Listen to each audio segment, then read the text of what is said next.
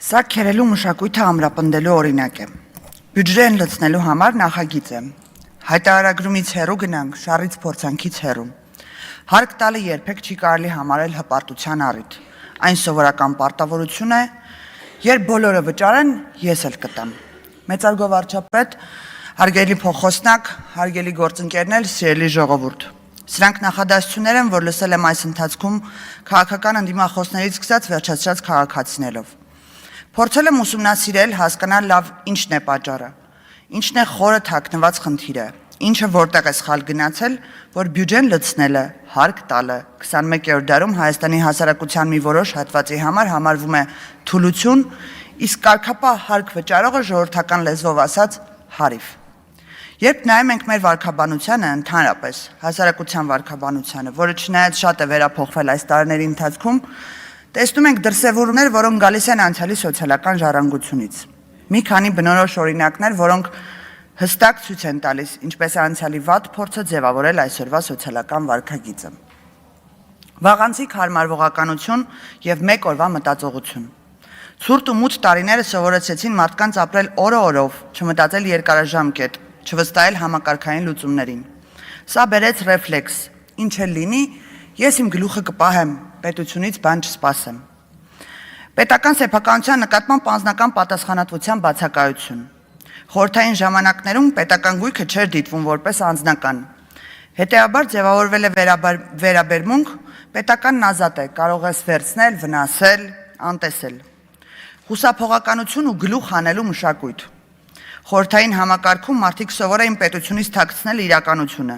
գույքը, եկամուտը, կարծիքը։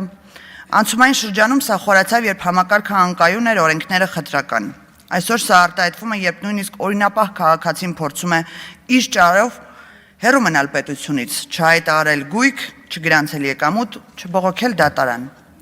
Պետությունը դիտարկել որպես օտար, ոչ սեփական։ Շատերը պետական համակարգը չեն ընկալել որպես իրենց կողմից կառուցված։ Պետությունը եղել է վերևից թելադրող մի մարմին, ոչ թե գործընկեր։ Այսօր այս մտածողությունը դրսևորվում է, երբ քաղաքացին ասում է. իրենք են պետությունը, մենք մշտապես տուժողն ենք։ Այս դեպքում հարկերը դիտվում են որպես խլած, ոչ թե ընդհանուր ներդրում։ Երբ ավելի հեռուն գնանք մեր պատմական անցյալի մեջ, կտեսնենք դրսևորումներ, որոնք մեր գենետիկ հիշողության մեջ դեռևս առկա են։ Օսմանյան կայսրության ժամանակ հայերը երկար ժամանակ հարկ են վճարել Օսմանյան պետությանը, որպես գյավուրներ, ոչ մուսուլման հպատակներ։ Հարկահավաքությունը եղել է խտրականության գործիք, հաճախ ուղեկցվել է բռնությամբ, նվաստացմամբ։ Օրինակ խարաջի գլխահարկի պարտադիր հավաքագրում, որը արհամարական մոտեցմամբ էր իրականացվում։ Հետևանքը հարկի ընկալումը որպես զրկանքի ու նվաստացման խորհրդանիշ։ Պարսկական կայսրության ժամանակ հին եւ միջնադարյան շրջանում Հայաստանի որոշ հատվածներ գտնվել են պարսկական ազդեցության տակ, որտեղ հարկերը հավաքել են պետական կառավարիչները, հաճախ հարկադրաբար։ Պարսկական վարչական համակարգը նույնպես չէր ընդունում հայերին որպես լիարժեք իրավունքի կրող, այլ որպես հարկատու հպատակներ։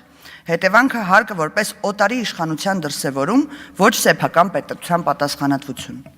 Տնտեսական ճնշում եւ պետական կառուցվածքի բացակայություն։ Հայ ժողովուրդը դարեր շարունակ պետականություն չունեցող, բայց մշակույթով հարուստ եւ կազմակերպված ազգ է եղել։ Այդ ինքնակազմակերպված կենսաձևը սովորեցրել է հույսը չդնել պետության վրա եւ հարկ վճարելու գաղափարը կապվել միայն իզորու ուժի պահանջի հետ, ոչ թե փոխհամաձայնության։ Հետևանքը մշակութային վարքագիծն է, պետությանը արժի հեռու պահել, որտեղ նա վտանգ է։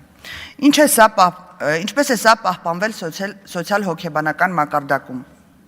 Այս փորձառությունները սերունդների մեջ պահպանվում են պատմվածքների, ժեստերի, զգուշավորության, նաև լռության մշակույթի միջոցով։ Օրինակ, պետությանը ոչինչ մի պատմիր, գույքդ մի գրանցիր, եթե փող ունես, աչքից հեռու պահիր։ Սրանք միայն խրատներ չեն, դրանք վախի մշակութային փոխանցումներ են, որոնք գալիս են դարերի ընթացքում կուտակված իրական ռիսկերի պատմությունից։ Այս փորձառությունները կուտակվել են որպես կոլեկտիվ տրավմա, ոչ միայն անհատների մեջ, այլ սերնդեսերունդ փոխանցվող հիշողությունների ձևով։ Ինչ է սա նշանակում այսօրվա համար։ Հայաստանում պետության հանդեպ վերաբերմունքը միայն ներկա համակարգի խնդիր չէ։ Այն շերտավոր ժառանգություն է, որում միախառնվել են պատմական տրավմաները, մշակութային գենետիկ հիշողություններ, սերնդեսերունդ փոխանցվող վարքագծային կոդեր, իրավական ու քաղաքական անկայուն փորձառություններ անկախությունից հետո։ Այս վախերը չեն գործում մեկ առ մեկ, դրանք փոխկապակցված են։ Վախը անարդարությունից թույլատնում է վստահությունը, առաջացնում է վախ պետության նկատմամբ, խթանում է ինքնապաշտպանական վարքագիծ։ Սա մի շղթա է, որը չի կոտրվում պատժելով կամ միայն օրենք գրելով։ Այն պահանջում է հոգեբանական վերաբերմունքի փոփոխություն, համակարգային թափանցիկություն եւ սոցիալական վստահություն վերակառուցելու խորքային մոտեցում։ Ինչ անել։ Մենք պետք է ընդունենք, որ մեր ժողովուրդը պատմական տրավմա ունի։ Այդ տրավման պետք է ճանաչվի, ոչ թե անտեսվի։ Հիմա մենք չենք վճարում օտարին, մենք ներդրում ենք անում սեփական պետության զարգացման մեջ։ Պետք է ստեղծենք հպարտության նոր մշակույթ, հարկերը որպես ազատության խորհրդանիշ, ոչ թե հպատակության։ Ես վճարում եմ, որովհետև ես եմ այստեղի տերը։ Հիմա այս համատեքստում եկեք վերլուծենք, ինչ է համընդհանուր հայտարարագրման համակարգը։ Ես կիսվում եմ տեղեկատվությամբ իմ պետության հետ, ոչ օտար պետության, իմ տարեկան եկամուտների քանակով։ Ինչի եմ կիսվում,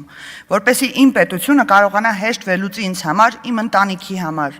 մեր բոլորի համար սոցիալական աջակցության ծրագրերը ինչպես ավելի թիրախային իրականացնի, ինչպես ավելի լավ հարկային համակարգ ստեղծի։ Ինչ է տալու դա ինձ։ Ես տեսնելու եմ, ինչպիսին է իմ տարեկան ներդրումը թվային ցուցանիշներով, մեր մեծ ընտանիքի կյանքը բարելավել, ինչպես է մասնակցել բյուջեի ձևավորմանը։ Հարկ տալը երևի թե միակ երևույթն է, որը ապահովում է բոլորիս միասնականությունը։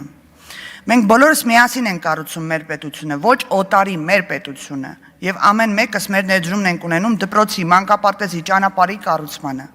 Ես հարկ տալով հոգ եմ տանում ոչ միայն իմ, այլ նաև մյուսների կյանքի բարեկեցության համար։ Ես հարկ տալով իմ ներդրումն եմ ունենում այն հավելյալ 4.2 միլիարդ դրամի մեջ, որը հավաքագրվել էր 2018-ից 24 թվականի ընթացքում։ Ես հարկ չեմ տալիս միայն նրա համար, որ պետական ապարատի որևէ պաշտոնյա աշխատավարձ ստանա։ Իմիջիալուս թվային տվյալներով 23-24 թվականներին ամբողջ բյուջեի ընդամենը 8-9%-ն է ապահովում ամբողջ պետական համակարգի աշխատավարձային ֆոնդը եւ գործունեությունը, բայց 42%-ը ուղղվում է հիմնականում սոցիալական ծախսերի վրա։ Սրան է միտված նաեւ իրական Հայաստանի գաղափարախոսության մի քանի առանցքային կետեր։ Հայրենիքը պետությունն է, սիրում ես հայրենիքդ, ուժեղացրու պետությունդ։ Այստեղ պետություն, այստեղ հաց, այստեղ հայրենիք, այստեղ կաց։ Ժողովուրդը պետությունն է ստեղծում, որպես բարեկեցության գործիք։ Հարստացիր եւ հարստացրու։ Հայաստանն իմ օջախն է, ժողովուրդն իմ ընտանիքն է։ Հայաստանի ապագան կախված է մեկ մարդուց եւ այդ մեկ մարդը դու ես։ Երջանիկ անհատ, հոգատար հանրություն, հզոր պետություն։ Այս բոլոր կետերը առանցքային